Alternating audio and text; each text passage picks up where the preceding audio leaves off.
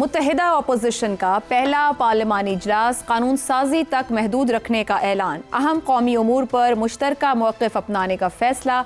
बज़ाहिर अपोजिशन जमातों के दरमियान एक नई सियासी सफ़बंदी दिखाई देती है। मौलाना फजलुर रहमान, पाकिस्तान तहरीक इंसाफ और अपोजिशन लीडर महमूद खान अचकज़ई ने कानून साजी की हद तक एक दूसरे के साथ खड़े होने का ऐलान किया है।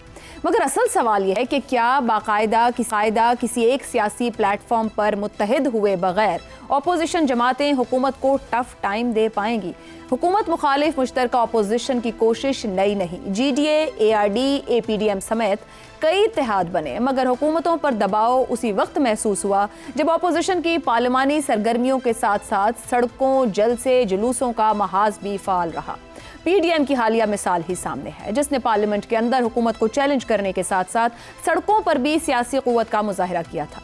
तो क्या सिर्फ पार्लियामेंट के अंदर कानून साजी तक महदूद इत्तेहाद हुकूमत के लिए वाकई सियासी खतरा बन सकता है?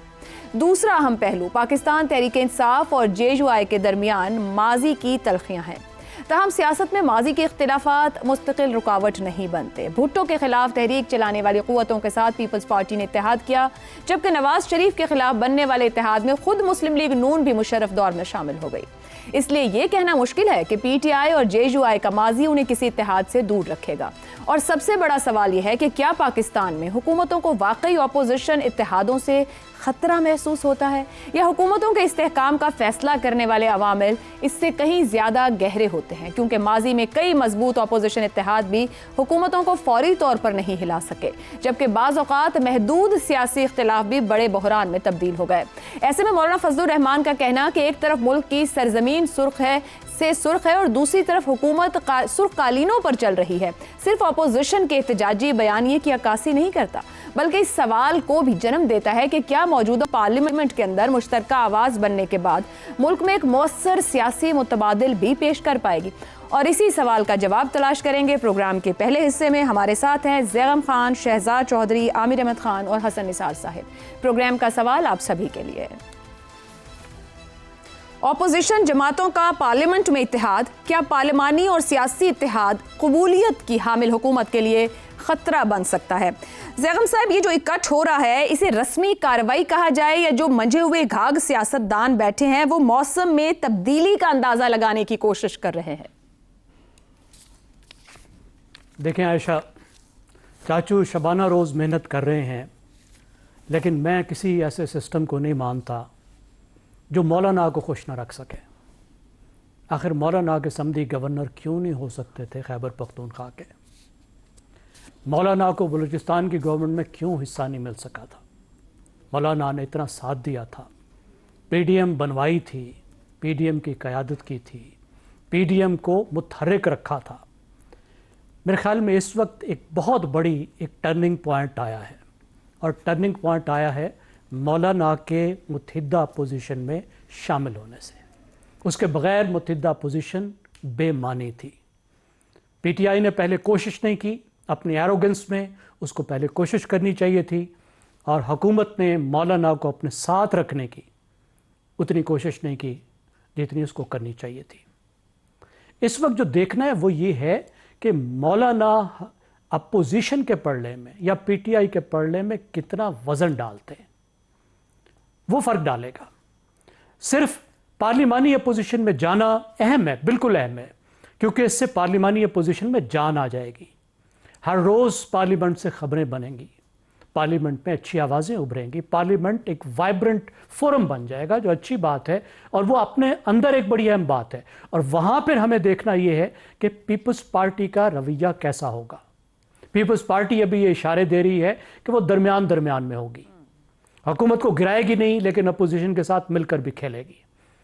अगर पीपल्स पार्टी ऐसा करती है कि वो भी अपोजिशन के साथ अलाइनमेंट बनाती है, कुछ कवानीन को पास करती है, कुछ कवानीन को रोकती है, और ऐवान के अंदर हंगामे में शामिल होती है, तो वो फिर एक और कदम आगे की बात होगी। लेकिन अहम बात वही होगी जो आपने कही। अहम बात यह होगी कि क्या मौलाना सड़कों पर PTI की सपोर्ट करने को तैयार हैं, क्योंकि मौलाना वो वाहिद सियासी कुव्वत हैं जो असम्बलियों से बाहर, जो सड़क के ऊपर, जो PTI की आइसोलेशन है उसको ख़त्म कर सकते हैं। मौलाना के इज्तिमा पे डंडे नहीं मारे जा सकते, बहुत मुश्किल काम है। मदारिस के बच्चों पर और उलमा पर उस तरह का तशद्दुद, उस तरह की सख्ती नहीं की जा सकती जिस तरह किसी एक दूसरी जमात के साथ की जा सकती है। लेकिन मेरा नहीं ख्याल कि मौलाना वहाँ तक बहुत आसानी के साथ आगे जाएंगे।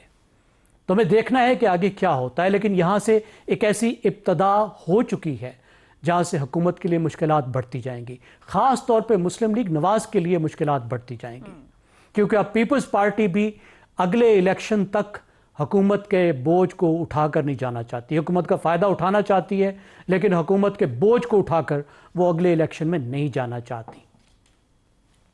ठीक, दुरुस्त हो गया। शहजाद चौधरी साहब, जैगम साहब ने गुफ्तगू की कि मौलाना कितना बोझ अपोजिशन के पलड़े में डालेंगे। सवाल यह है कि क्या पीडीएम की तरह मौजूदा अपोजिशन पार्लियामेंट और सड़कों दोनों पर यक वक्त हुकूमत को चैलेंज कर पाएगी या सलाहियत रखती है? मगर यह पस मंजर साथ रखिए कि जब पीडीएम चली तो पीपल्स पार्टी और नून लीग पीछे खड़े हुए और मौलाना को सरबराही दी। क्या मौजूदा अपोजिशन मौलाना को वो पोजीशन दे के उनके साथ सड़कों पर उतरने की सलाहियत रखती है? अच्छा आयशा, पहला तो मैं ये देखता हूँ कि पीएमएलएन को तब्दील करने की या मात देने की, चाहे वो पार्लियामेंट में क्यों ना हो, क्या मजबूरी किसी को पड़ी है? यानी मैं पॉलिटिकल पार्टीज की बात नहीं कर रहा, ऑपोजिशन की बात नहीं कर रहा, मुक्तदरा की बात कर रहा हूँ कि कोई क्यों चाहेगा कि ये पीएमएलएन की हुकूमत खत्म हो इन हालात के अंदर। तो पहली बात तो ये है कि मुझे वहां पे कोई तब्दीली खास नजर नहीं आती। 10 सीटें हैं मौलाना की, जो कि वो अगर यहाँ से इधर को शिफ्ट हो जाएंगे तो कोई बहुत बड़ा तब्दीली आने नहीं वाली। पाकिस्तान पीपल्स पार्टी अपनी जगह पे कायम रहेगी जब तक कि उसके कुछ चीजें जो है, जो रेड लाइंस हैं, उसको रिस्पेक्ट किया जाता है किसी हद तक, और ले दे के मामले को वहां पे रिजॉल्व कर लिया जाता है। अच्छा, दूसरी बात, एमक्यूएम की जो 22 सीटें हैं, एमक्यूएम 22 सीटों के साथ पीएमएलएन के साथ इसलिए जुड़ी रहेगी क्योंकि पीएमएलएन नारा लगाती रहेगी कराची को एक अलग पहचान देने के लिए, जो कि एमक्यूएम को सूट करता है। उनके 2 वजीर भी हैं इस वक्त हुकूमत के अंदर। तो मुझे लगता है कि इन तमाम चीजों के होते हुए एमक्यूएम कहीं जाने वाली नहीं है, बल्कि जुड़ी रहेगी पीएमएलएन के साथ। और बाकी जो 1-2 छोटी पार्टियां, उनसे फर्क को खास पड़ने वाला एक तरफ या दूसरी तरफ नहीं है। एक बात तो ये होगी। दूसरी बात, अगर ये सच है तो फिर मौलाना का जाके एक इत्तेहाद बनाना, एक पार्लियामेंट्री सेंस में तो आप इसको अच्छा कह सकते हैं कि कोई ऑपोजिशन पार्लियामेंट की तरफ से हुकूमत को आएगी। लेकिन आप जरा ये भी सोचिए कि क्या हुकूमत भी यही चाहेगी कि क्या इसी किस्म का जोर मौलाना की 10 सीटें उधर जाने के बाद 28वीं या 29वीं या 30वीं तरमीम को रोकने को मदद कर सके? हो सकता है कि हाथी के दांत खाने के और हों, दिखाने के और हों। तो इसलिए ये जो सियासी कल्चर है, इस सियासी कल्चर के अंदर जो सामने नजर आता है वो शायद वो ना हो जो कि असल है, और जो असल है वो शायद वो ना हो जो कि कोई समझता है कि चाहे वो हुकूमत में क्यों ना हो, वज़ीर आज़म में क्यों ना हो, वो अपना असल चेहरा दिखा रहे हैं। तो मुझे ये लगता है कि ये चीजें ऐसे ही चलेंगी 2-2.5 साल और, जब तक कि हम उस क्रंच पीरियड में नहीं जाते जहां पर हर कोई अपनी अपनी दौड़ अलग लगाना शुरू कर देगा। बाकी जो बात सही की उन्होंने जैगम साहब ने कि फजलुर रहमान साहब क्या नहीं चाहेंगे कि उनका आदमी गवर्नर बने? मेरे ख्याल में जरूर चाहेंगे, और शायद दिस इज द लीस्ट जो कि वो तवक्को कर सकते हैं कि कोई ऐसा काम किया जाए। और शायद हुकूमत उनको राजी करने के लिए और उनको राम करने के लिए ये काम भी कर दिखाए, मुझे नहीं मालूम, लगता तो शायद नहीं, ऐसा शायद ना हो। तो मेरा ख्याल है कि इस वक्त जो कार्ड्स खेले जा रहे हैं, हर कोई अपने अपने कार्ड्स अपने चेस्ट के साथ लगा के आखिरी जो रन है, ये जो आखिरी, चलो मैं 2.5 साल का नहीं कहता, 1.5 साल कह लीजिए, साल 1.5 साल में ये सब खेल तो उस वक्त तक कार्ड अपने सीने के साथ लगाए बैठे हैं, किसी को दिखा नहीं रहे, और मेरा हाल है कि बहुत बड़ी तब्दीली नहीं आने वाली। शहजाद चौधरी साहब, तो आप ये कह रहे हैं कोई एक्सट्रीम पोजीशंस इस वक्त नहीं है, जस्ट एक दबाव डाला जा रहा है टू रीड द रूम जिसे कहा जाए, या जो हम मौसम में तब्दीली की बात की, सिर्फ उसी को जज करने की कोशिश है कि इसमें से मजीद क्या गेन किया जा सकता है? आयशा, हम बातें तो ऐसी करते हैं और मैं खुद उसमें शामिल हूँ, लेकिन हकीकत यह है कि ये जो हमारा निज़ाम है ना, इसके अंदर आपको निज़ाम के साथ हर एक को, हर साइड को निज़ाम के साथ मिल के चलना पड़ता है, वरना निज़ाम अपने तौर पे एग्जिस्ट नहीं करता। आप जो मर्जी हो, जितने मर्जी ताकतवर हो या ना हो, लेकिन आपका जो 1 वोट है या जो आपके 10 वोट हैं या जो आपका जितना भी जोर और ताकत है, वो इस निज़ाम के अंदर मिलके चलने में ही क्रिएट होती है। वहां पर आकर मुक्तदरा हो या कोई और हो, वो अपने आप को, जिसे कहते हैं ना, हैम फिस्टेड, यानी अपने आप को फंसे हुए महसूस होते हैं, क्योंकि वो जो जो जो सियासी कल्चर है, जो सियासी तरीकाकार है, वो इंटायरली डिफरेंट है उस तरीके से, अनलेस ऑफ कोर्स एक डायरेक्टली कोई ऐसा काम किया जाए जो कि उम्मीद है कि ऐसा कभी नहीं होगा, लेकिन अगर ऐसा हो तो वो फिर गए वक्तों की बातें हैं। शहजाद मुझे साहब, लगता है ना वो हो सकता है। कतई कलामी की माजरत आपने बात की है कि मिलकर चलने के अंदर और इसी के ऊपर चीजें चल रही हैं, मगर हमारी जो एक रिवायत रही या माजी रहा है, 2.5-3 साल बाद एक कोई हिलजुल शुरू जरूर हो जाती है। वो कहीं से हो रही हो कि किसी को भी वो सुकून नहीं सूट कर रहा होता, कि कोई तब्दीली दरकार होती है। आपको लगता है कि इस वक्त राइट नाउ आज वो जरूरत है, ना किसी को दरकार है? मेरा ख्याल है कोई इमीडिएट ज़रूरत नहीं है, और अलबत्ता मैंने आपसे बहुत मर्तबा अपने इसी प्रोग्राम में हमने जिक्र किया है कि आइंदा का लाए अमल वो अपने तौर पे एग्जिस्ट करता है। 2 दिन पहले जैगम साहब ने भी उसका जिक्र किया था कि कौन किसका फिक्र करे, जरदारी साहब की बात हो रही थी। तो मेरा ख्याल है कि वो 29 के बाद कि वो तो कह रहे थे कि जरदारी साहब 29 के बाद भी शायद आएंगे, लेकिन मेरा अपना ख्याल ये है कि वहां पे जाके मामला थोड़े से तब्दील हो सकते हैं। दुरुस्त हो गया।